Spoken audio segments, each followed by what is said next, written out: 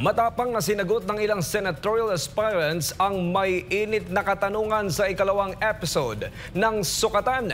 Karapat-dapat ka ba senatorial interview ng SMNI kung saan hindi sinang-ayunan ng ilang senatorial aspirants na buksan o isa publiko kung saan at sino-sino at paano nagagamit ang confidential at intelligence funds. Narito ang balita ni Paul Montibon.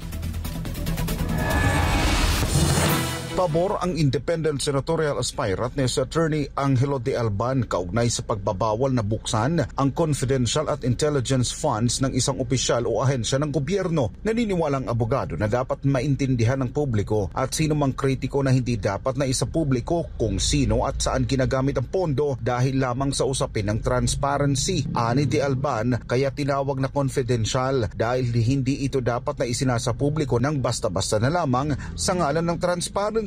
May mga gastusin ng gobyerno na hindi mo pwedeng i-divulge, hindi mo pwedeng i-reveal kung sino o kung saan mo ginastos. Kaya nga po tayo may tinatawag na confidential funds. Giit pa rin de Alban, mayroon namang COA o Commission on Audit na lihitimong tumitingin sa pinagkagastusan ng mga pondo ng pamahalaan. Kung sa tingin nito ay wala namang anomalya ay dapat itong igalan ng publiko. Sakali namang anyang may aligasyon ng korupsyon o di tamang paggamit ng pondo ng bayan, maaari namang irekomenda ito sa ombudsman para sa kaukulang investigasyon. At naniniwala din ako sa kapangyarihan ng COA, no, na mag-audit sila kung ano man yung ginastos ng ating gobyerno at kung ano ang kanilang finding, qualified, unqualified, etc. Dapat natin silang paniwalaan kasi ang COA ay constitutional commission.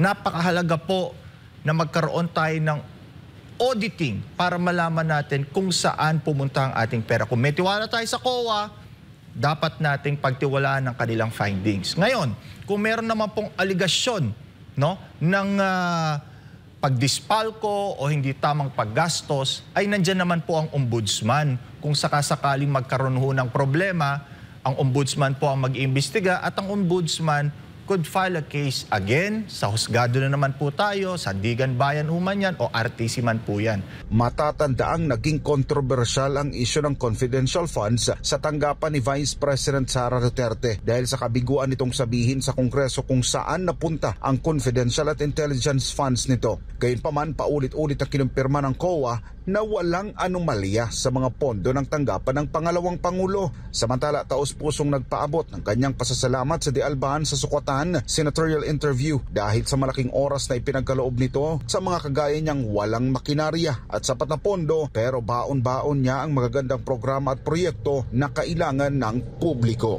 Napakaganda ng aking experience dito dahil nabigyan niyo ako ng pagkakataon na mailahad ang aking plataforma at makilala at may pakilala ang aking sarili. Sinasabi ko nga sa mga ating mga kaibigan, no, at mga kakilala, ang SMNI ang unang nagbigay sa akin ng pagkakataon para maipakilala ang aking sarili at mailahad ang aking plataforma. Maraming salamat. I'm very grateful for that. Para sa Diyos at sa Pilipinas kung mahal, nag-uulat Paul Montibon, SMNI News.